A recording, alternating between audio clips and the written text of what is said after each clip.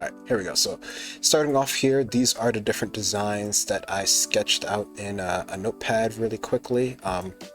You can see for sure the one at the bottom is closer to what I wound up with, and that one has the most sort of thought put into it, but it's still not quite what my actual design turned out to be. So you can see that, you know, even though I had an idea to begin with, it still turned out differently in the end. So that's the sort of end result there. So let's jump right into this. I'm sure a lot of you are familiar with this brand, so probably don't need too much information on terms of, you know, who they are, what they do, that sort of thing. But yeah, so let me find my project here, Taco Bell, come over here, let's close this, make sure this, open this up. Okay, cool.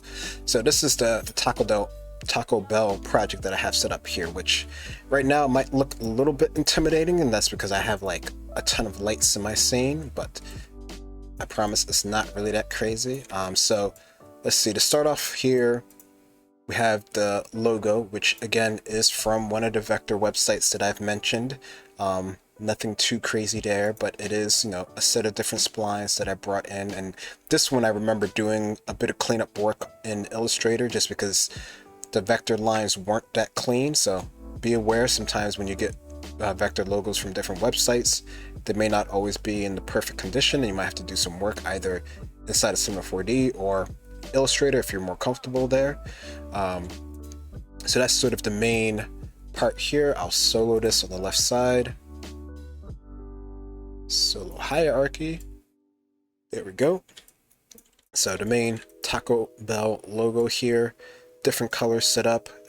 These all come from, you know, just looking at the logo and translating them as best as I could using sort of our standard materials that we're sort of used to using. So nothing particularly crazy there. Let's unsolo that.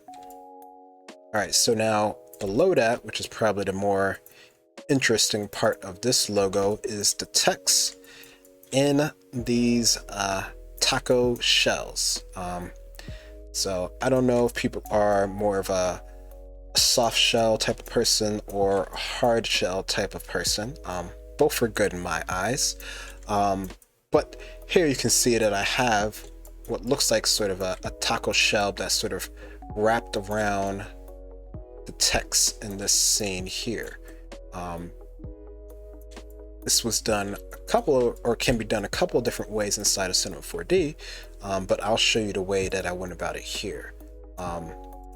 So let's click this on the shells and let's isolate them. All right, here we go. So now my shells here have been isolated, and I'll hide my other one here.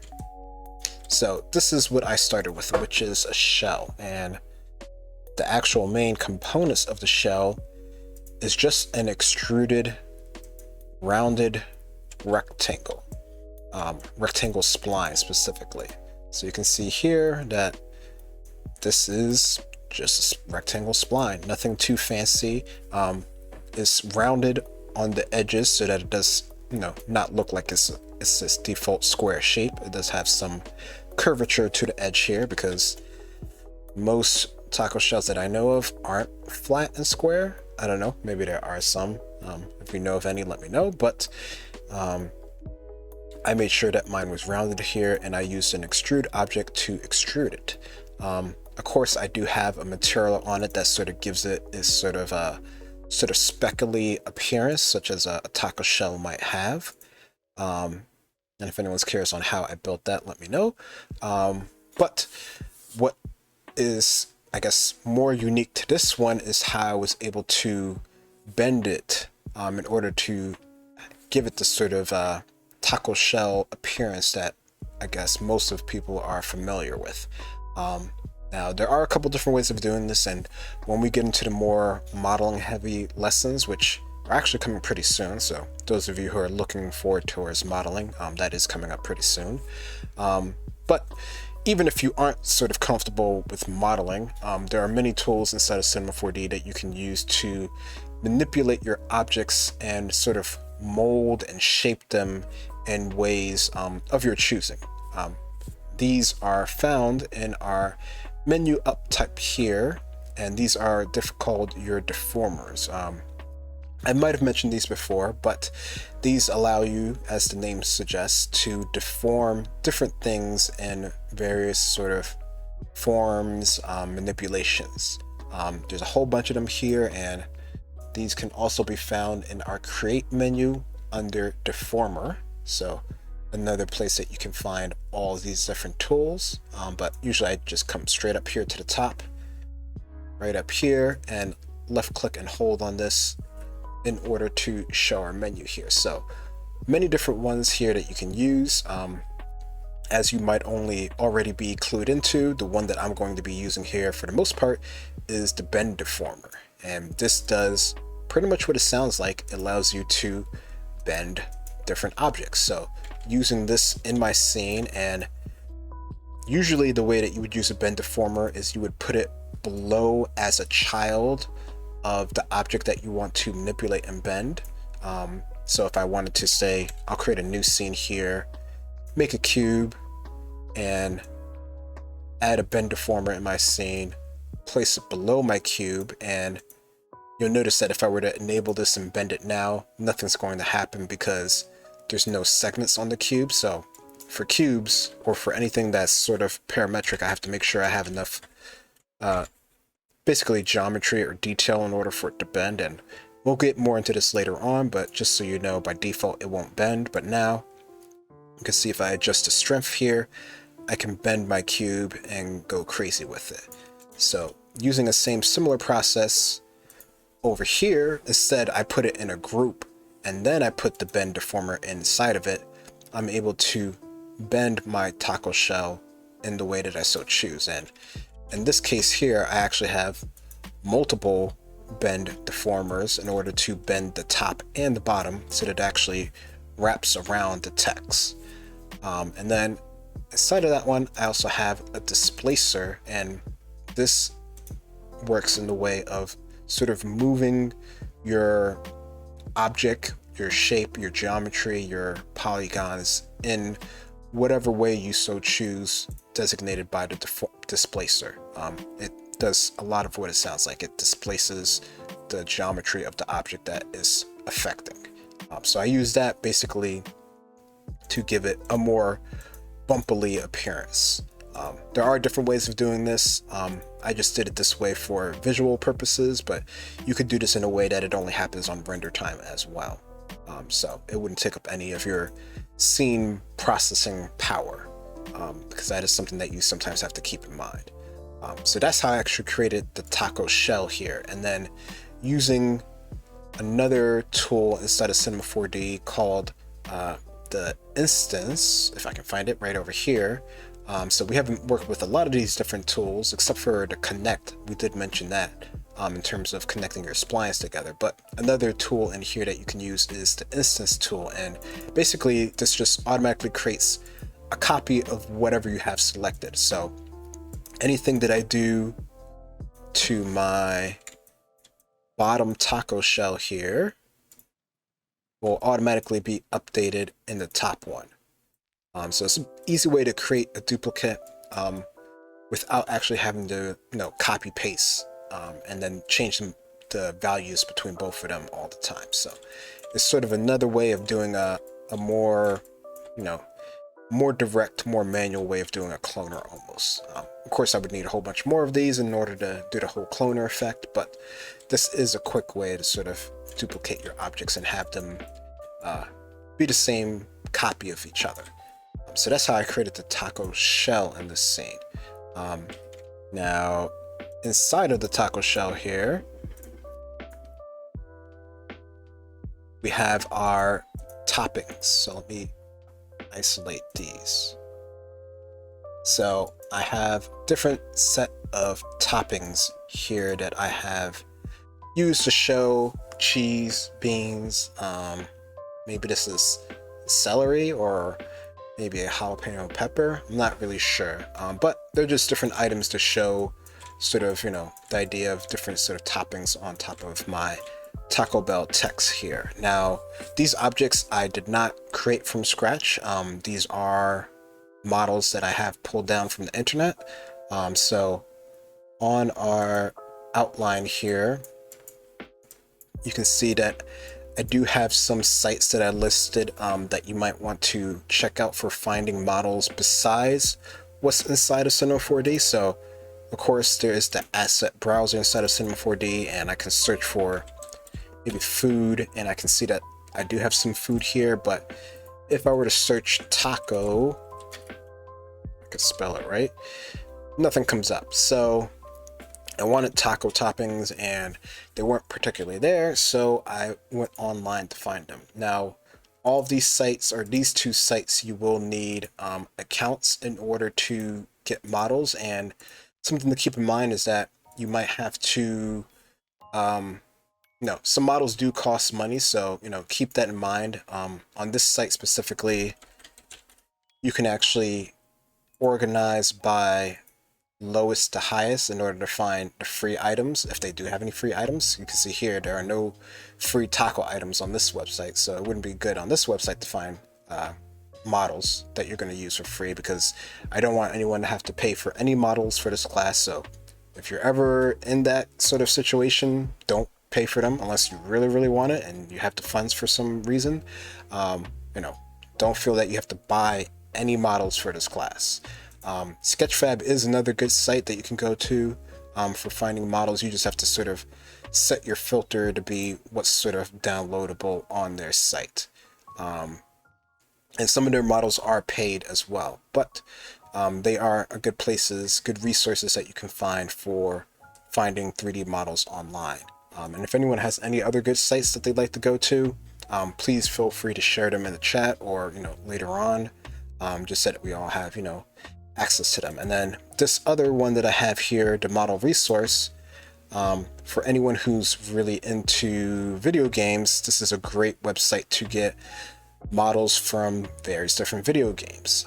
So if there's something that you have in mind that you want to use, you might be able to find it on this site and use it.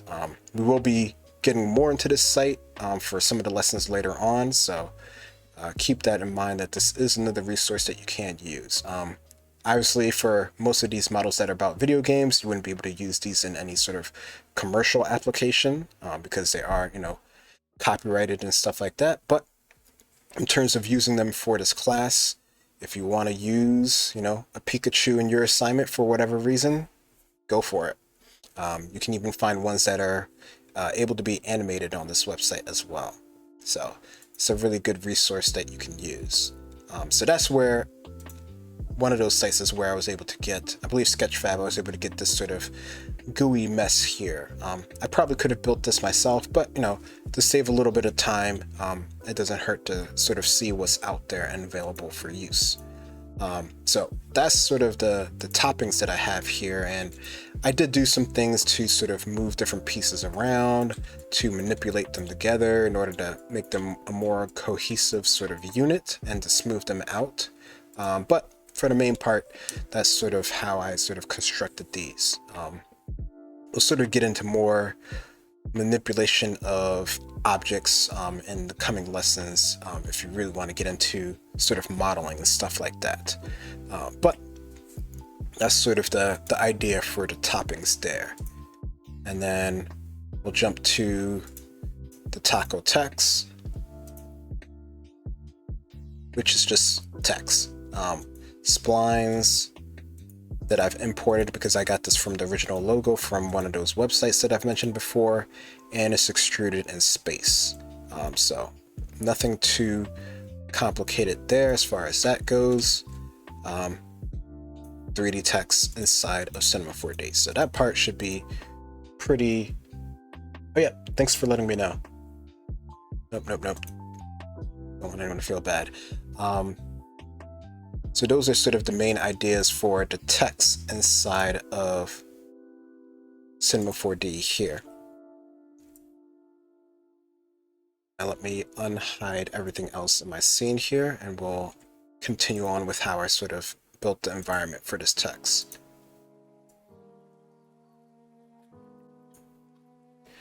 All right, so the whole overall scene here. So let's see what I have for my environment and my lights. So the environment for this scene is another sky. So let me turn on my layers. Is that how I have this set up?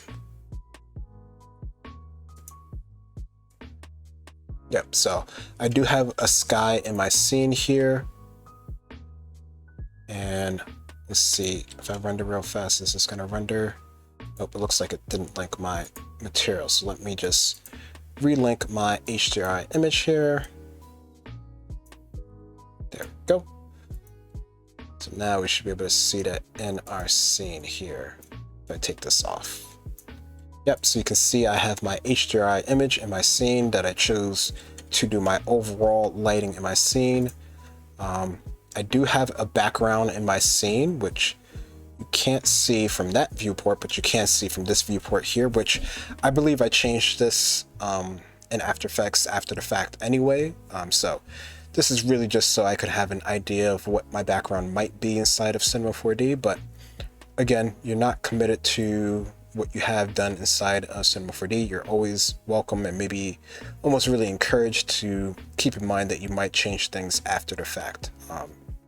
That's just sort of how a lot of the 3D workflow goes for, at least in terms of motion graphics, 3D character animation, VFX, that sort of things. Usually there's always sort of a post process that you have to go through. For video games it's a bit different, but that's a whole different sort of workflow. So that's sort of the idea for the environment here. And then I also have a number of different lights in my scene because I really wanted to highlight different elements of my text in order to make them stand out. And I could have done this with more sort of compositing tricks if I so chose to, but for this case here, there were specific things that I wanted to key on or to add reflections to, just to sort of give me a helping hand here. And one thing that I don't think I've mentioned yet is that on your lights inside of Cinema 4D, you can actually tell them what parts of your scene to actually affect. So in this case here, you can see that I have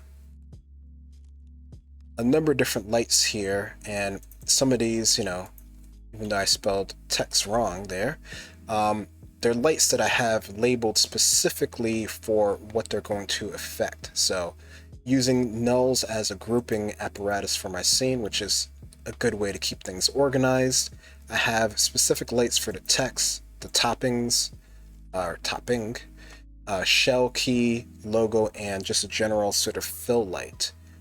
So on these lights that I have here, there's a selection called project, and this allows me to choose what in my scene specifically is going to receive those lights, either including them or excluding them. So in this case, the shell key light, I only wanted that to include the shell's parts of it, the top shell and the instance of the shell.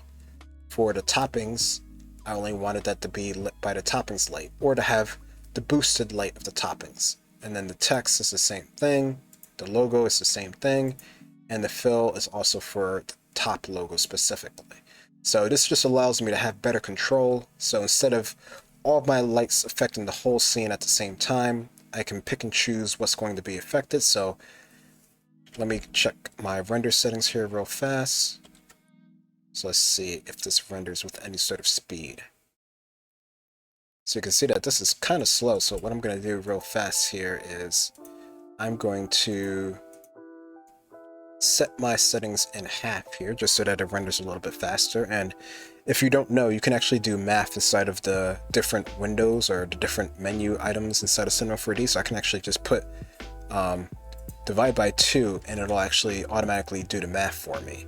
And if I divide by 2, so now if I render, my scene is going to be resolution. So now I'm just rendering my scene here really quickly. I'm doing this on using the physical renderer, and I'm using low settings. I might actually, let me go to preview just so that this can render a bit faster so everyone's not waiting for me to render here. So here we go. So Now I have my scene rendering out here. It looks kind of chunky, but that's because I use multipass in order to bring this scene to life, really. But just for the sake of what we're doing here, you can see that this is sort of what I'm starting with here, and then if I so choose, if I go to my logo light, go to general, I'm just gonna make this really bright just so that it's obvious what I'm doing here. And I'm even gonna go here, increase this a lot. Oh, I'm rendering this and I actually don't want to render this to a place, so let me just turn that off. Oh, it's because I'm not actually using the right render place. So now you can see that just my Taco Bell logo at the top there has a really high light on it, which of course isn't something that I would want, but just to show you that you can control it so that the top part has this light and it doesn't affect the bottom parts here.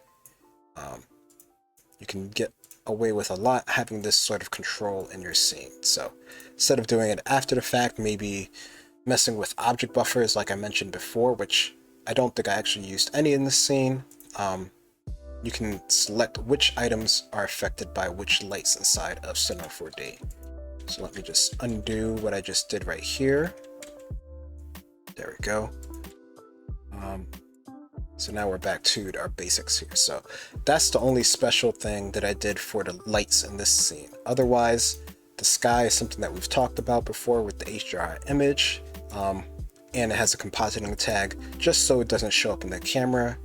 I do have a background in my scene, but this actually doesn't get rendered because I actually render my scene here as an alpha channel so that it actually doesn't show up in the final render. It's actually transparent, and then I choose the background inside of After Effects, which I'll show you in a bit when I jump over into that part there. The other thing that you'll see that I did more, I guess, towards your typical VFX sort of, current industry standards of ways of rendering images is that on this one, instead of using a PNG or a JPEG, which is what we've been doing so far, I use something called OpenEXR, which you might have noticed that we used the EXR for some of the images for our HDRI images. So not all the times will the extension be .hdr, sometimes they're .exr. This is probably for the most part one of the more current standards for rendering out images out of your 3D application. And the main idea behind this is it allows you to actually render a high bit rate. So you can see here that I actually have this set as 32, and this basically means that I have more color information in my renders. And it also means that if I so choose, I can actually render out all my multipasses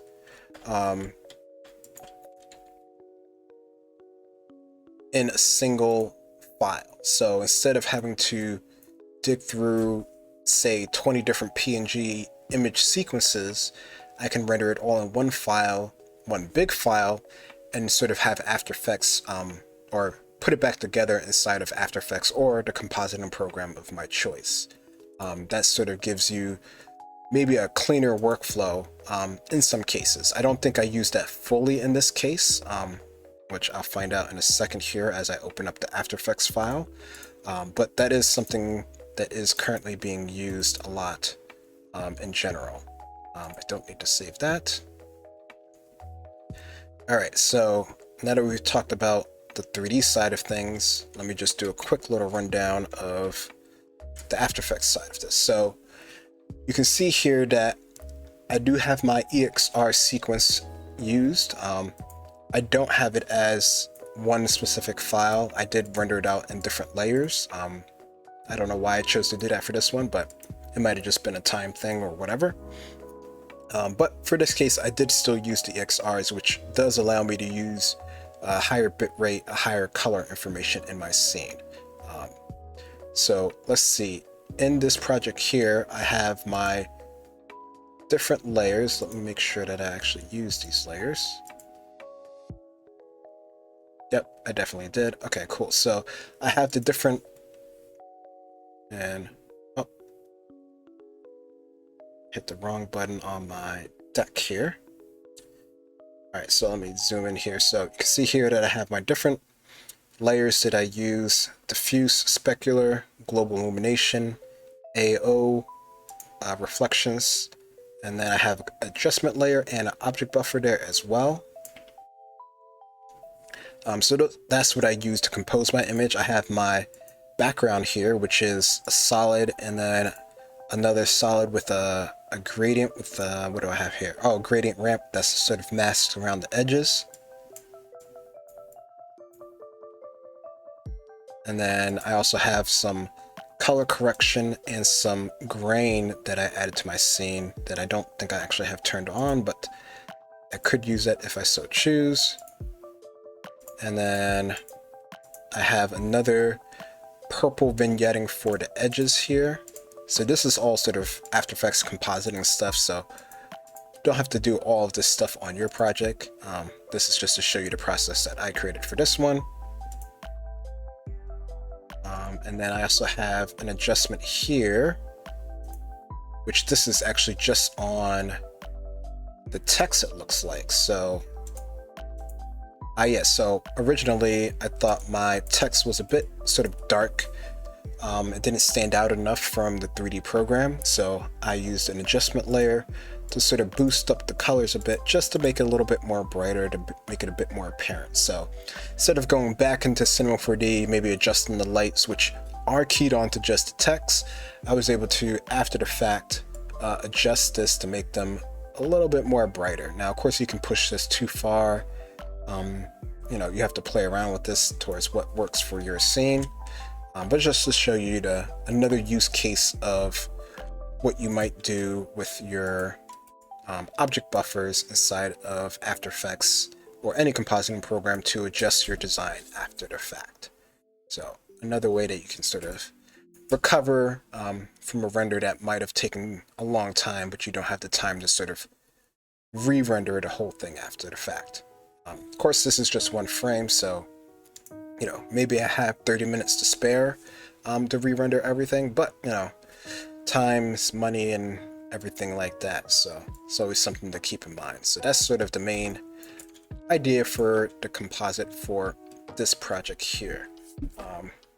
Again, if anyone has any questions about this, please feel free to ask them. I don't think I've missed anything. How long did that's a good question. I believe the render for this one,